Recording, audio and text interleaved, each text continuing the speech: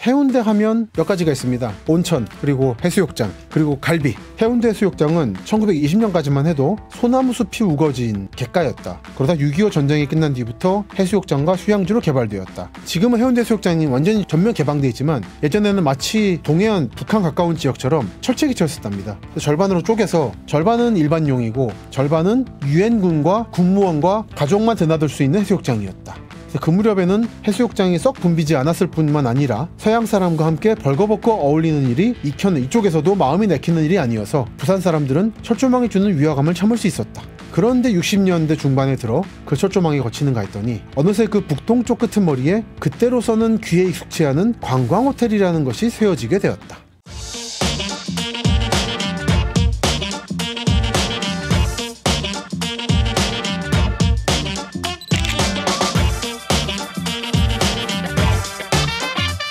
안녕하십니까. 여러분의 도시로 찾아가는 김시석입니다. 요즘은 한동안 부산을 찾아가고 있었죠. 오늘부터 서서히 부산을 떠나서 동북쪽으로 울산, 포항을 향해서 나아갈 생각입니다. 아마 오늘 시간에 부산이 끝나면 좋겠고 못 끝나면 아마 다음 시간에 부산 얘기를 마무리 지으면서 이제 울산 이야기를 시작하려 합니다. 그리고 오늘 드리는 말씀들은 저 앞에 보시면 디스플레이한 책이 바뀌었죠. 지난번에 나왔던 우리는 어디서 살아야 하는가의 속편 한국 도시의 미래가 드디어 나왔습니다. 아마 이 영상이 방영될 2월 초 즈음에는 이 책이 출판된 지 한 보름 정도 지난 시점이겠습니다만 서도 책이 나온 지 한 보름 정도라면 아직 따끈따끈한 시간이기 때문에 많이들 봐주시면 고맙겠습니다. 현재까지는 다행히 우호적으로 시민들께서 받아들여주고 계셔서 안심하고 있습니다. 지난번 우리는 어디서 살아야 하는가는 대서울권과 중부권 말씀을 주로 드렸죠. 그 두 메가시티가 아닌 다른 지역에 대해서는 몇몇 사안들에 대해서만 케이스 바이 케이스로 소개를 드렸는데 이번 책에서는 대서울권, 중부권, 그리고 이번 시즌3에서 집중적으로 보고 있는 동남권의 3대 메가시티, 그리고 6개의 소권에 대해서 전체적으로 조망을 했습니다. 그리고 최근에 러시아 우크라이나 전쟁이라든지 이스라엘 하마스 전쟁, 그리고 시아파와 순니파, 이란과 이스라엘 또는 이란과 사우디아라비아, 파키스탄 등의 갈등이 여러 가지로 화제가 되고 있습니다만 그런 국제 정세가 한국 도시의 과거, 현재 그리고 미래에 어떤 영향을 주는가라는 부분에 대해서도 다 검토하고 있습니다. 아시는 분은 아시겠습니다만 저희 원래 전공이 전쟁사 그리고 국제관계죠. 그전에는 이제 국제관계 책을 따로 냈었고 답사책을 따로 내다가 이번 책에서 하나를 합쳐서 통합적으로 설명을 드리고 있으니까요.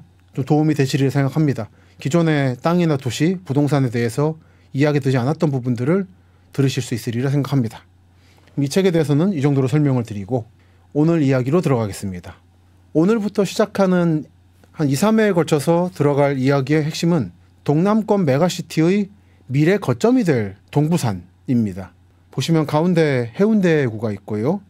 왼쪽이 동래구, 연제구, 수영구가 있고 오른쪽에 기장군이 있죠. 올라가면 울산입니다.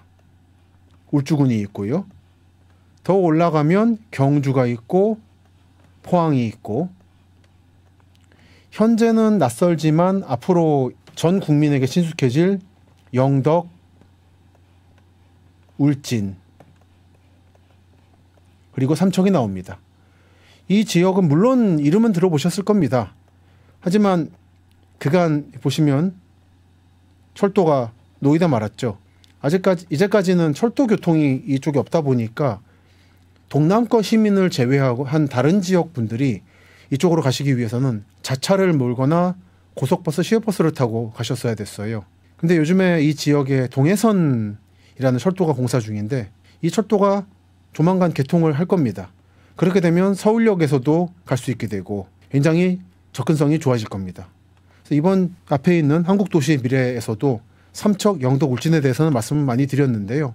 미래에 주목받는 지역이고 제 생각으론 제2의 제주라고 해도 과언이 아니다 라는 말씀을 드렸는데 주목해 보실만 할 겁니다. 이번 도시아사 시즌3에서 아마 영덕, 울진, 삼척 말씀도 좀 드리게 될 것 같습니다. 삼척은 저번에 한번 특집을 했었죠. 그럼 다시 내려가서 오늘은 이 동부산, 흔히 동부산이라고 합니다. 그리고 이 지역 분들은 동부산이라고 하면 오른쪽에 일광, 그 아래쪽에 기장읍 있고 한 오시리아 쪽을 주로 동부산이라는 말씀을 많이 하시는데요. 관광단지입니다. 근데 저는 이 해운대구를 전반적으로 포함해서 말씀을 드리려 합니다. 이 해운대구라고 하면 개인적으로 좀 기억이 많은 곳입니다. 저는 서울에서 태어나서 자랐기 때문에 서울 사람입니다만서도 부모님이 부산 분들이세요. 지금도 기장 사시는데 군대를 제가 대구에서 나온 다음에 98년도에 여름에 제대를 했습니다. 그리고 99년에 복학하기 전에 그 시점에 이제 집이 서울에서 부산으로 이사를 왔어요. 저로서는 갑자기 고향이 서울에서 집이 없어지는 사태가 발생했는데 그래서 한 5개월 정도 이 해운대 장산 살았다는 말씀은 이번 시즌3 처음에 드렸습니다. 아직 장산이 개발 중이던 시점이었죠. 어수선했어요. 그때 워낙에 낯선 동네라서 심심하기도 하고 그래서 여기 광안리부터 아직 대교 없을 때 광안리부터 해운대, 청사포, 오시리아 아직 있기 전에 공사판이던 시점 대변항, 이름도 재밌는 대변항, 죽성, 그 일광 정도까지 쭉 걸었습니다. 몇 달에 걸쳐서. 그때 걷다가 이제 중간중간 도로가 끊기는 곳이 있어요.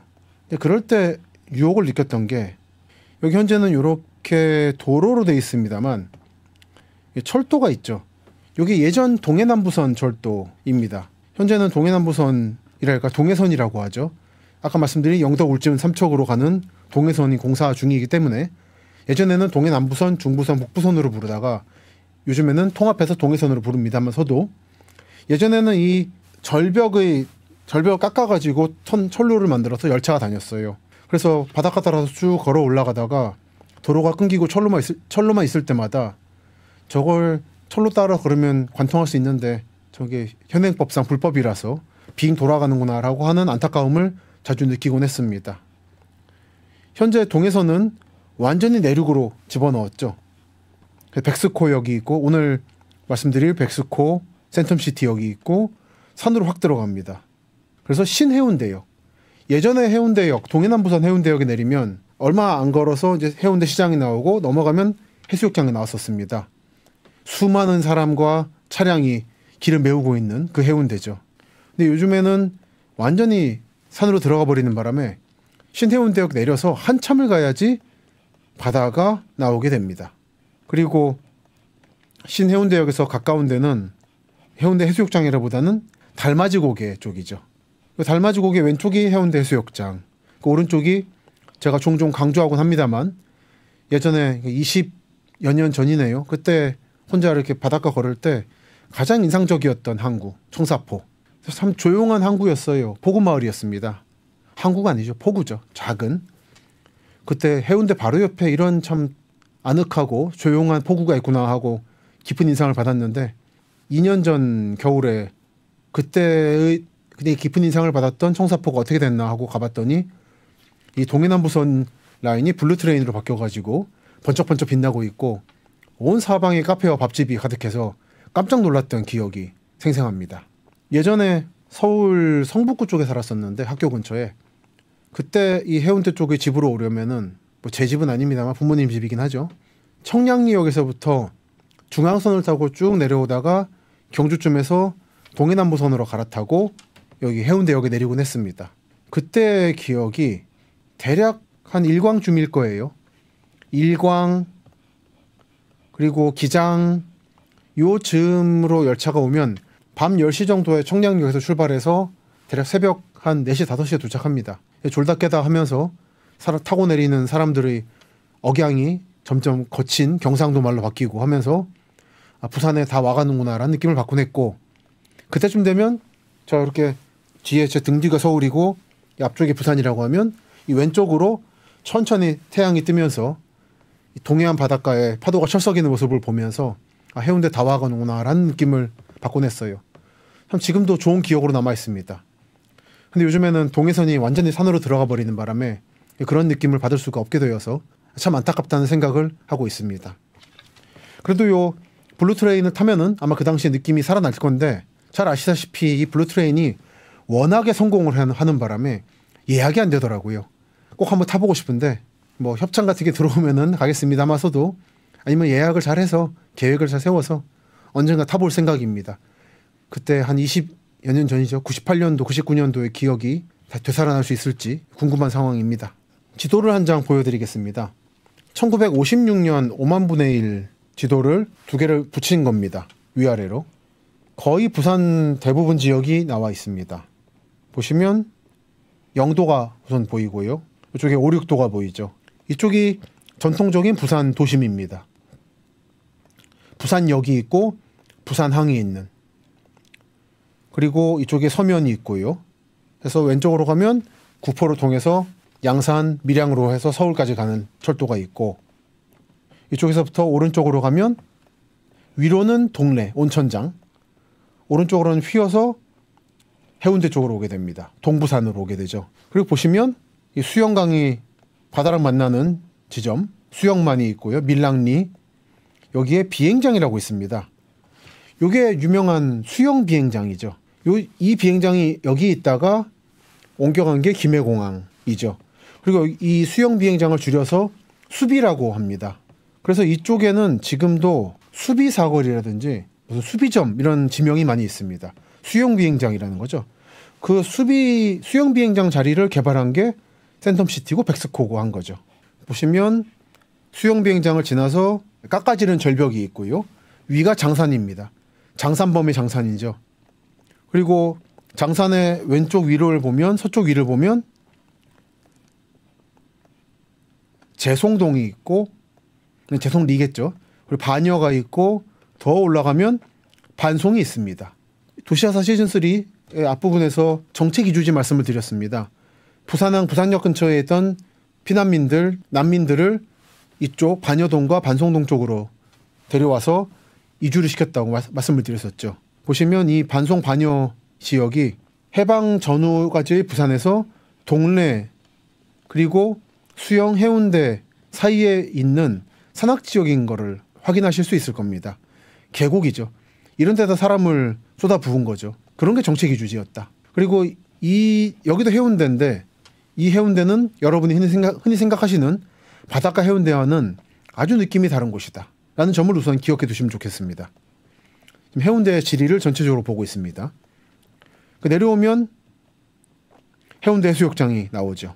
왼쪽은 수영만, 오른쪽은 해운대. 잘 아시다시피 해운대는 최치원이 와서 이름 붙였다고 해서 해운대란 말도 있고요.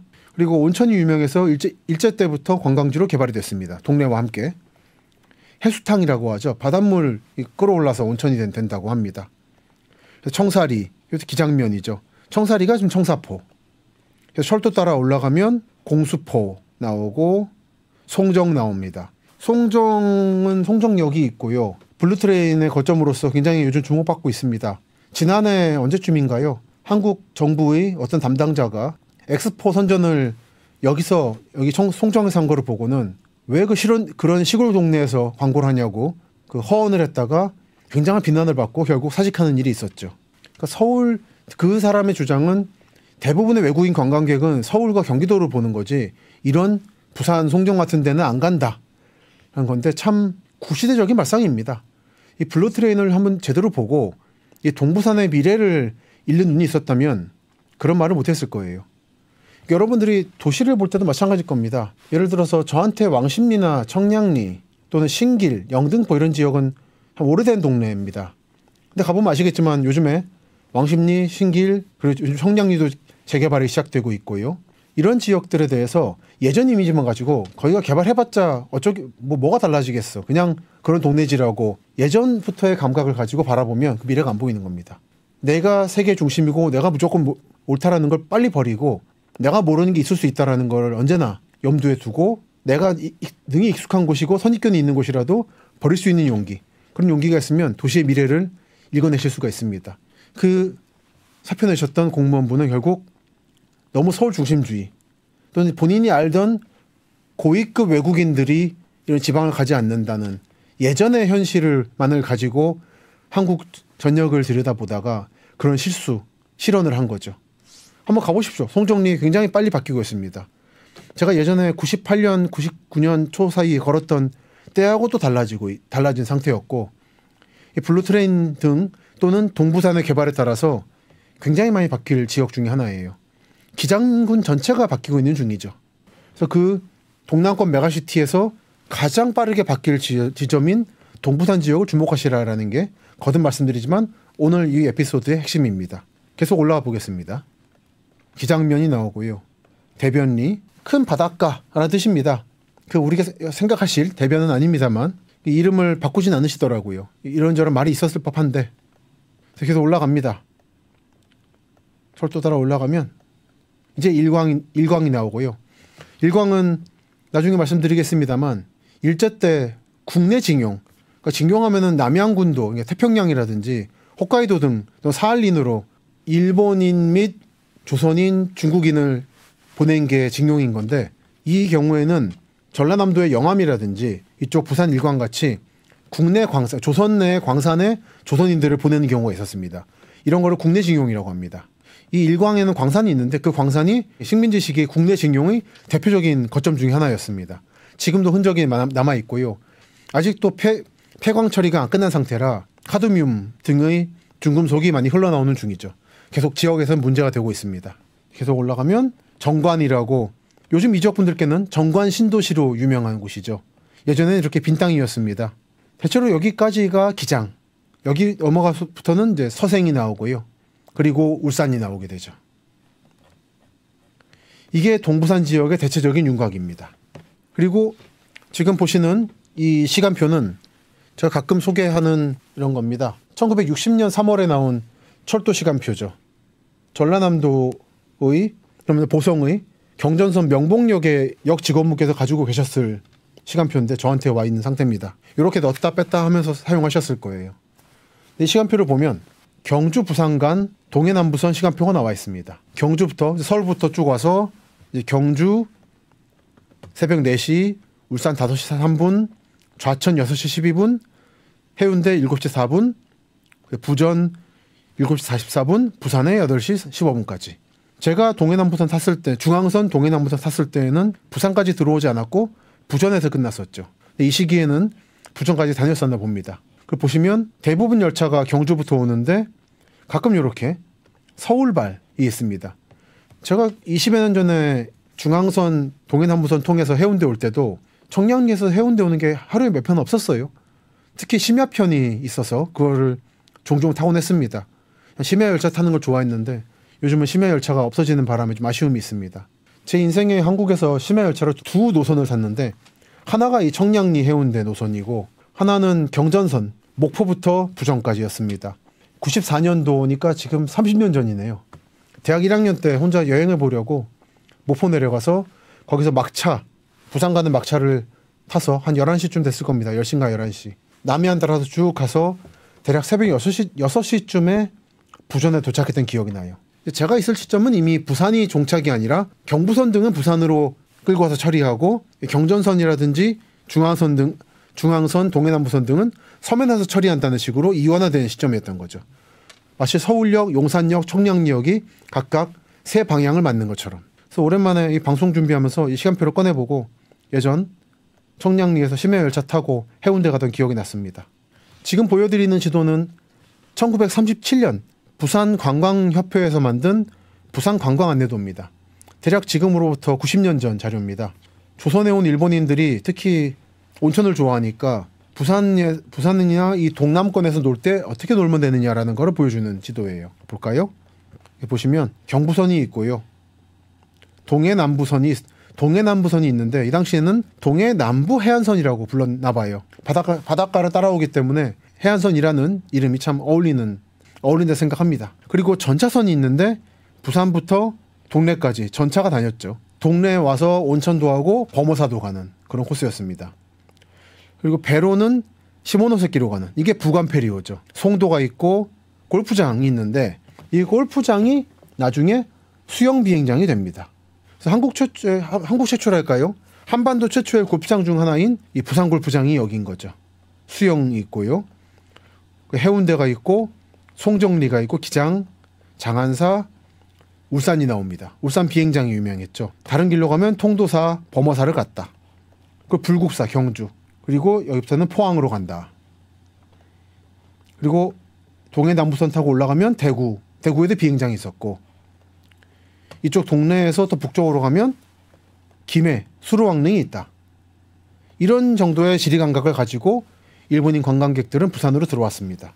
이건 조금 더 자세한 부산 동네 해운대 안내도입니다. 다시 보면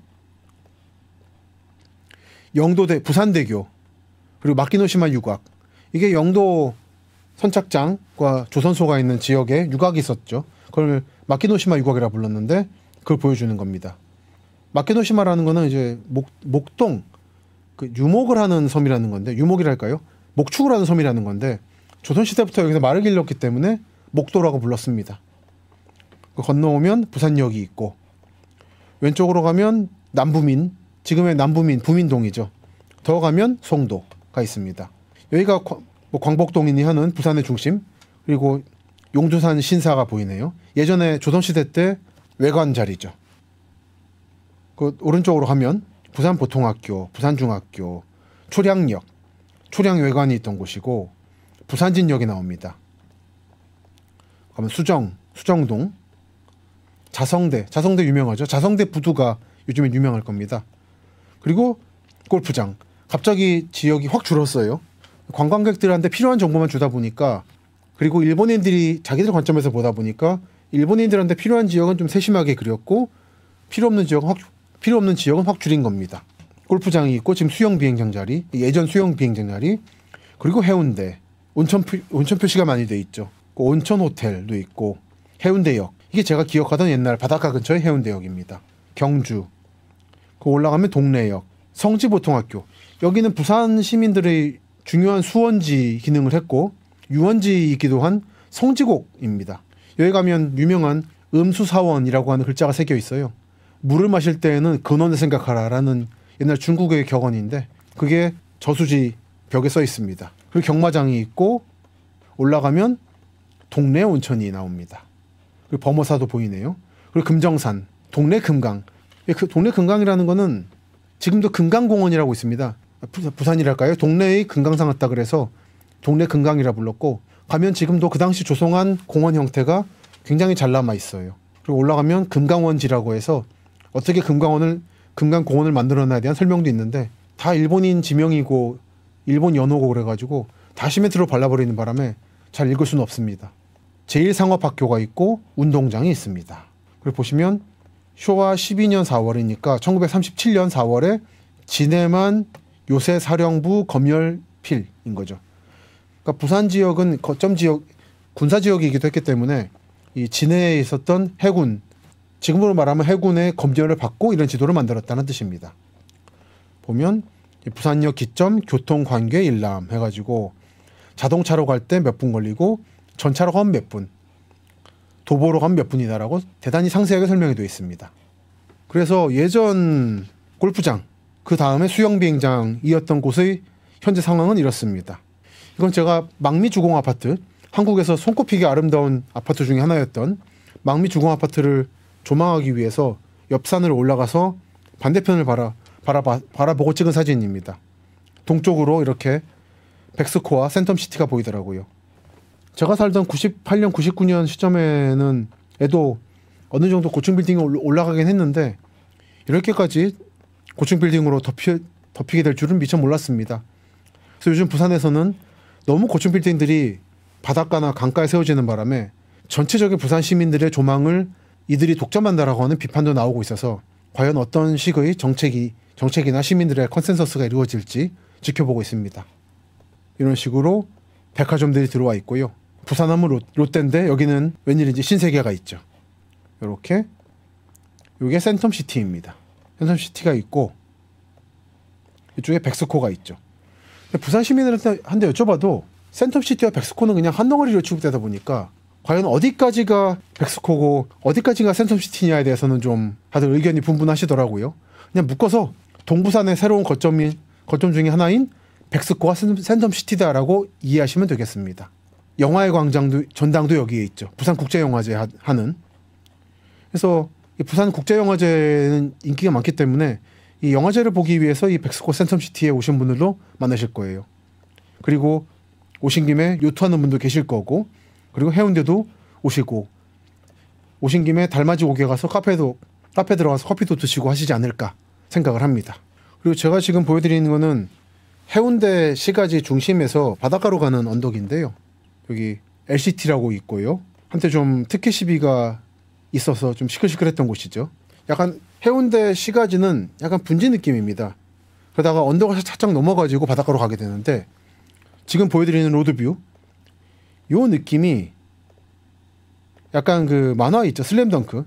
슬램덩크에서 주인공들이 놀던 바닷가 열차 지나가고 건널목이 있고 한 그 느낌하고 비슷하다 그래서 화제가 됐어요. 최근에 특히 화제가 됐습니다. 요 느낌이죠. 예전에 20여 년 전에도 여기는 참 걸어다니면서 참 멋있는 곳이다 싶었는데 슬램덩크의 무대와 비슷하다는 얘기가 나오면서 더 전국적으로 유명해졌죠. 해운대 가시면 곧바로 바닷가로 가시지 마시고 해운대 시내 시가지로부터 이 언덕을 한번 넘어서 꼭 가보시기 바랍니다. 위치로는 대략 미포교차로입니다. 미포교차로에서 서남쪽으로 바닷가 가는 길. 전망이 아주 좋습니다. 저는 달맞이 고개보다 여기가 더 해운대적인 느낌을 주는 곳이 아닌가 생각을 합니다. 그래서 백스코와 센텀시티 말씀을 드렸고요. 그렇게 해서 우리 애기가 자연스럽게 해운대로 넘어왔죠. 해운대 하면 몇 가지가 있습니다. 온천, 그리고 해수욕장, 그리고 갈비. 예전에 40여 년 전에 나왔던 한국의 발견, 뿌리 깊은 나무 출판사에서 나온 책이죠. 한국의 발견 시리즈의 부산편 해운대구를 보면 이런 사진이 실려 있습니다. 해녀들이에요. 해녀라 그러면 여러분들은 아마 제주도만 떠올리실 겁니다. 조금 더 상식 있으신 분들이 할까요? 조금 더 해녀 문제에 관심 있으신 분들은 부산 해녀가 전 세계에 진출했고 그중에 부산 영도에 많이 정착했다는 것까지는 아실 겁니다. 그래서 제주 도민회관이라든지 제주은행 지점이 영도에 있죠. 그리고 영도구의 정치 판세는 경상도표만이 아니라 호남으로부터의 이주인 그리고 제주 출신자들의 표가 상당 부분을 가지고 있다라고 하는 말씀도 아실 겁니다. 그런데 이 해녀분들은 영도에만 머문 게 아니라 해운대, 기장, 울산까지 진출하셨어요. 그리고 울릉도까지 가셨죠. 그중에 설명을 보면 지금 해운대 앞바다의 해녀들이라고. 지금으로선 상상할 수 없는 해녀들이 물질을 하던 해운대 바닷가의 풍경입니다. 60년대 풍경이랍니다. 얼마 안 됐어요. 60년밖에 안 됐습니다. 해운대 앞바다에는 미역, 해삼, 멍게 같은 해물도 적지 않아 해녀들의 벌이도 제법 쏠쏠했으나 70년대부터는 그런 해물을 구경하기가 쉽지 않게 되었다. 그래서 이미 이 책이 나올 시점에서부터 애도 이미 멀어진 풍경인 거죠. 설명을 읽어볼까요? 해운대 수욕장은 20년까지만 해도 소나무 숲이 우거진 갯가였다. 그러다 6.25 전쟁이 끝난 뒤부터 해수욕장과 휴양지로 개발되었다. 그전에는 바닷가가 아니라 온천이 유명했다는 거죠. 해수탕. 1897년쯤에 일본인 의사 와타노입니다. 와타노 시게루가 이 온천의 물줄기를 차단해요 처음으로 욕탕을 세웠는데 80년대 중반에는 이곳 온천에서는 섭씨 61도에 이르는 물이 하루에 2,420톤씩 솟아오른다. 요즘에 모이는 것은 온천 때문이 아니라 해운대 해수욕장 때문이다.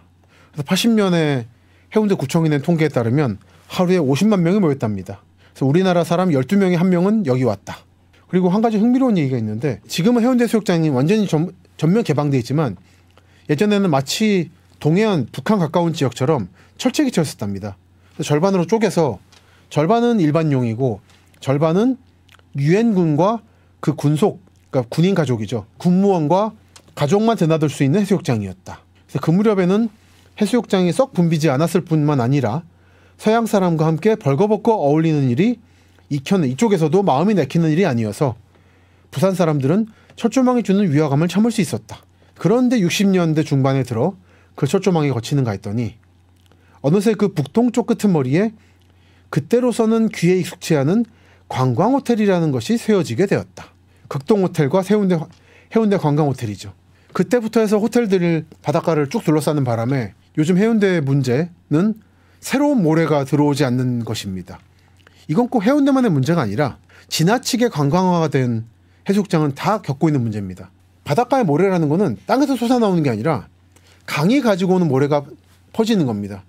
그런데 그 바닷가 주변에 전부 빌딩을 세워버리니까 새로 모래가 들어올 수 있는 여지가 없어져 버리는 거예요. 그래서 유명한 바닷가에 한번 겨울에 가보시면 사방에서 트럭을 가져와서 모래를 쏟아붓는 모습을 볼 수가 있습니다.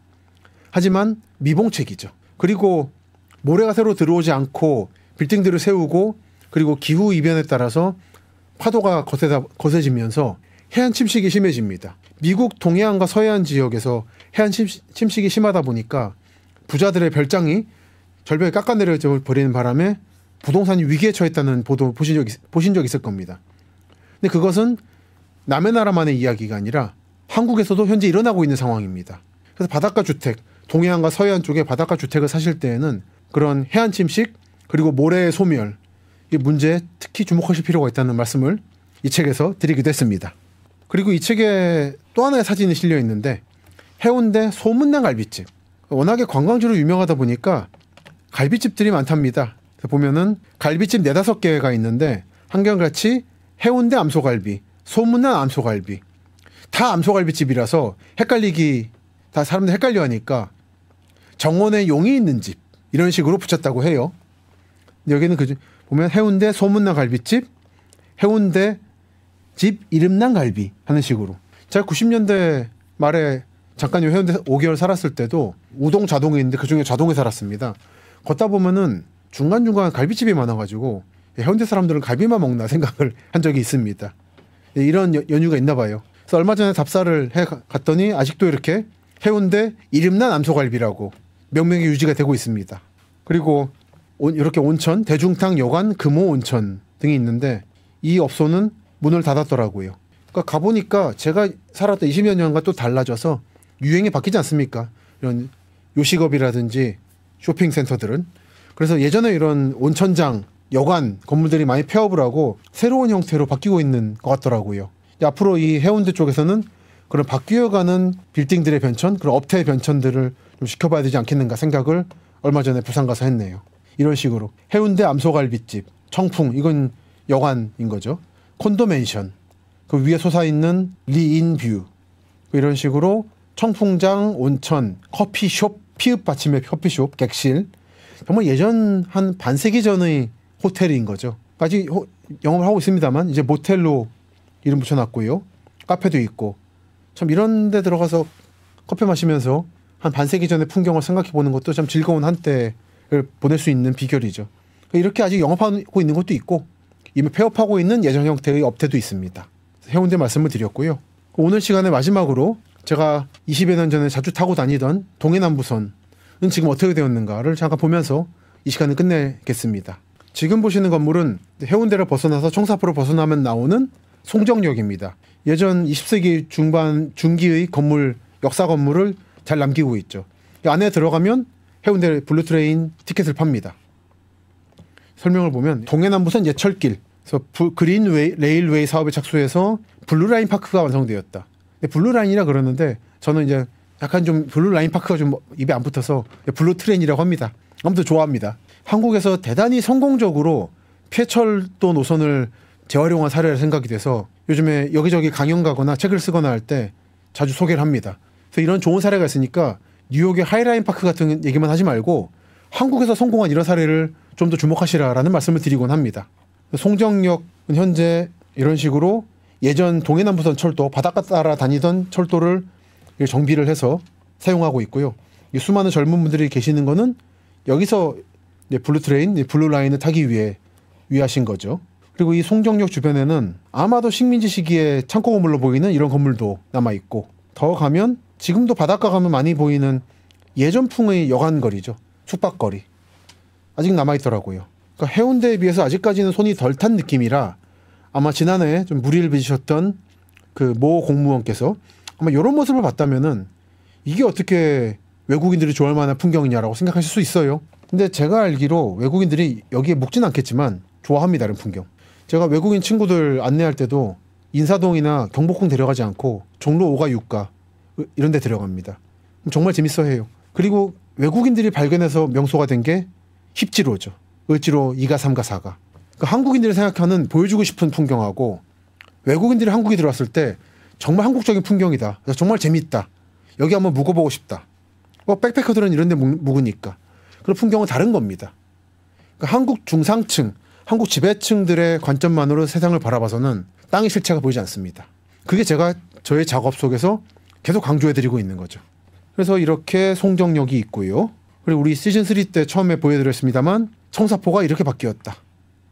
참 이 간판을 이렇게 거대하게 세운 게 좀 안타깝습니다만 석양 무렵에 예전에 혼자 걸어다니던 98년, 99년에 바닷가에 이런 식으로 모노레일이 만들어진 모습을 보면서 한편으로는 고즈넉한 풍경이 없어진 게 좀 안타깝기도 했습니다만 이렇게 재활용해서 옛날 철길 주변의 마을이 쇠락하지 않고 번성하고 있는 것은 참 잘한 일이다라는 생각을 했습니다.